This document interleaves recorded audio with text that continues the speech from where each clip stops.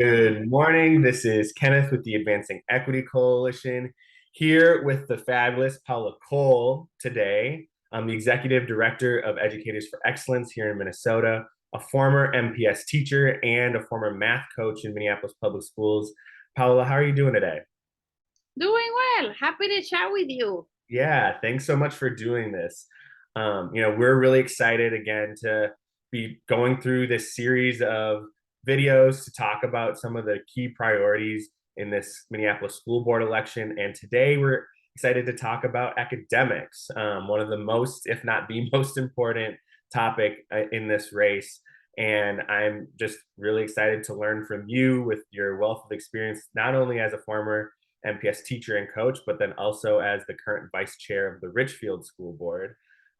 So before we get all the way into it, Paula, do you want to just share a little bit more about your experience in MPS and what it was like as you're thinking about this question around academics and what MPS is facing right now?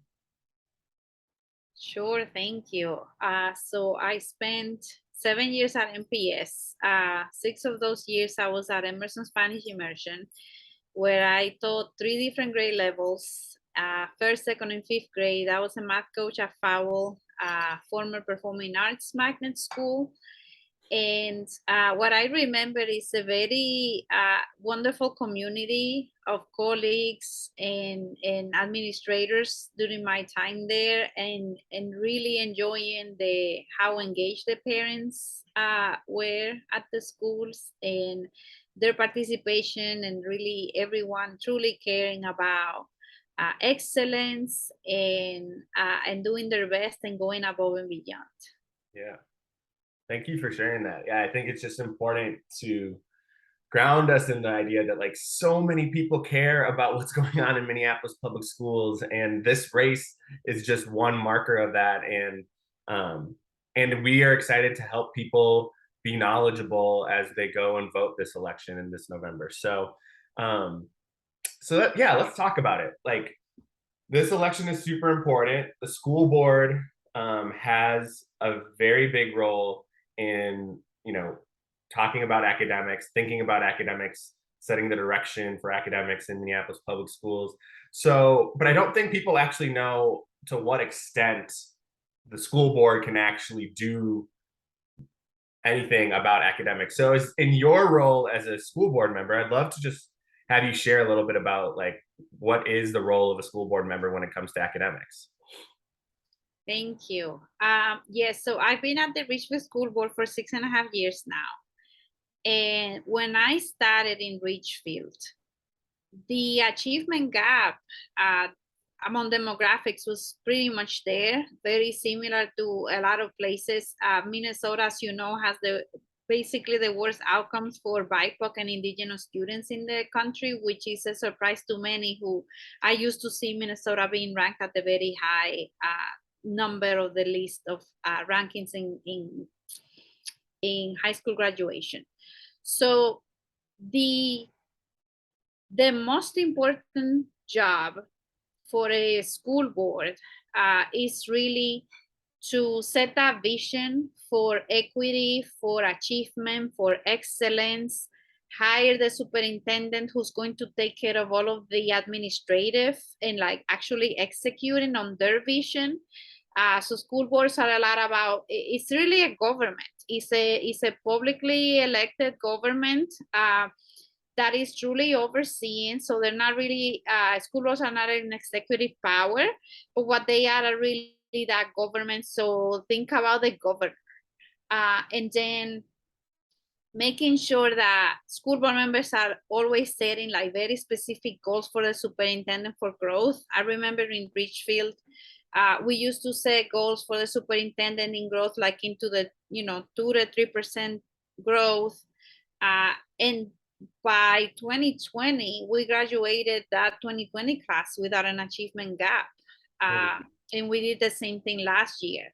So we're graduating 95% of our African American students. We're seeing similar results into like 87% of Hispanic students. That's like 20% above like the state average. but it's really because the school board, even though members come and may go every couple of years, but this idea that as a school board member, you don't have power on your own, you really have power as a group that is going in the same direction, pushing for the same vision, and then supervising the superintendent and ensuring that that person is doing the same with their team and their staff. So with that, we know that the school board, the new school board that's coming in January, is going to have a huge decision when in hiring a new superintendent for Minneapolis Public Schools. And so, how does that play into the role of their role in terms of trying to change the trajectory for academics in Minneapolis Public Schools? That is arguably the most important job of the school board, is to hire that person and to evaluate them and supervise them throughout their time as a school board member. So if I were someone to join the Minneapolis School Board in January, what I would like to do, what I would seek to do, is really build that consensus and that vision and idea with my colleagues and make very specific decisions about what we want to see in the next 4 years. Mm. And then build a job description based on that, and then make very strategic questions to all of the candidates and very specific about not only what they will do, but how will they go about doing that to ensure that they, and obviously looking for areas of success that this person has had in the past, just to prove that. So it's really helping that academic, that's what kids go to school. They go to school to grow and excel as students, academically, socio-emotionally, and becoming the future that our community and society needs to support the rest, right? The young. So really establishing that collective vision first, and then finding the right person to lead on that vision on the ground at the administrative level. Yeah. All right. So yeah, I mean they play a big role, but especially in the oversight and then the management of the superintendent. So that I think is really important as we go into this the school board election, because I think also a lot of times in Minneapolis we have this expectation that school board members are going to be able to, like, individual school board members are going to be able to swing the direction of this or that. And like you said, the real power of the school board is the power of one, is the power of a unit, and oversight of the superintendent. With that being said, Minneapolis has horrendous disparities when it comes to academic outcomes in Minneapolis Public Schools. And so, when thinking about how do we change the trajectory of academics, it's really about also, like, how do we change the trajectory of academics for students of color and Indigenous students in Minneapolis Public Schools. And so, what do like, how can school board members, what do people need to know about the disparities to make sure that when they go and vote in November, like, they know what the school board members' stands are on these issues? Definitely. To be fair, the disparities are very very statewide. The concerning piece about MPS, though, is how diverse the district is. So when students at MPS are failing, that means it's the vast majority of BIPOC and Indigenous students that are failing. And so, and this is being measured both by like internal local measures within MPS, by the type of standardized testing that they do, but also the state testing that they have to start administering beginning in third grade. And when you look at all of these different things, all of the reports are telling the same story.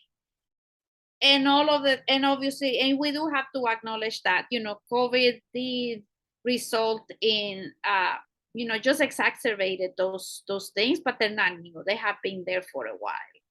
And what you have is, I think, when I think of Minneapolis, I think about like the city as a whole. I think about opportunity. I think about employment. I think about educational attainment for the parents of these children who are there.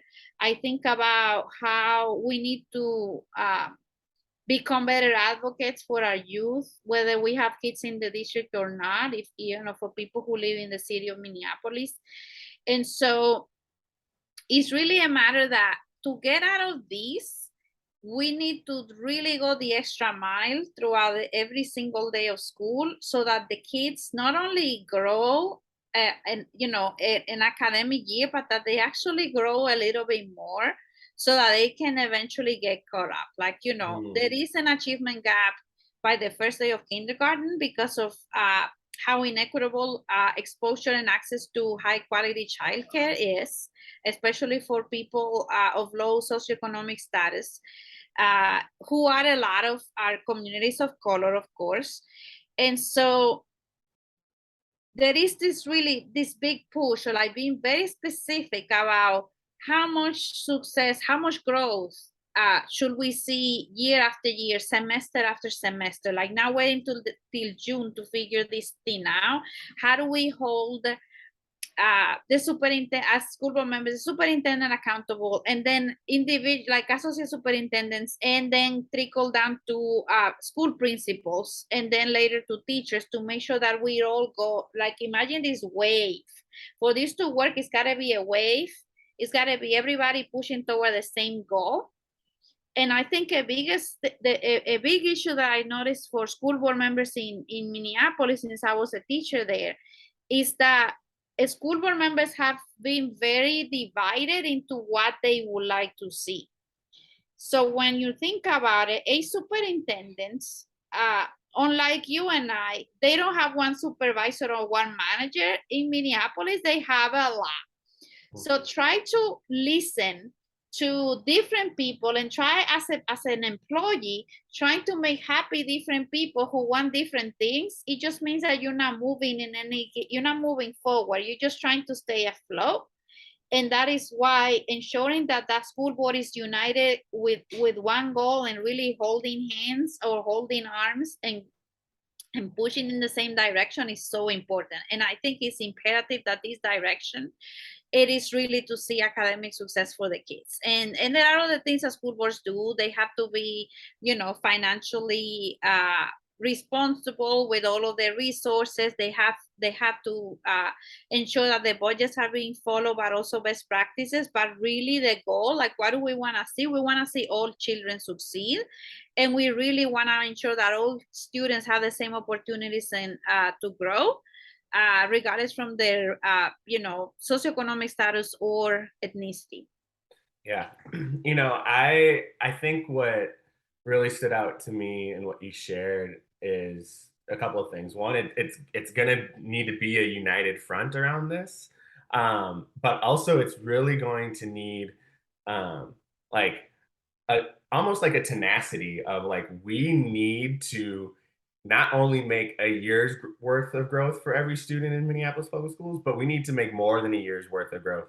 And like, do we actually, one, have the belief that our students are capable of that? Do we have the belief that our teachers and our educators are capable of that? And then three, do we believe that we are putting the supports as a system in place to do that?